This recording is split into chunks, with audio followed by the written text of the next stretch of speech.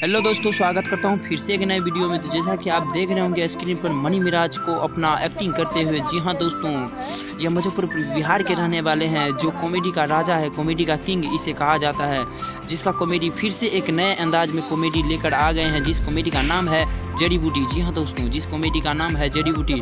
अभी यह फिलहाल एडिटिंग पर इस कॉमेडी का काम चल रहा है। इस पर अभी इसे रिलीज नहीं किया गया है, इसका अभी ट्रेलर रिलीज किया गया है। जैसे ही इसका फुल वीडियो आएगा तभी हम आप सभी को बता देंगे।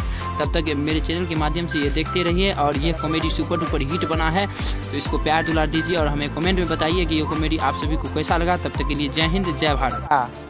हाँ, ये है सारवा के गुलार तन का पीछा घूमता पीछे लागल बा तन का गार दिखाता। का है दा झिंगुर पसंद बैठल हवा।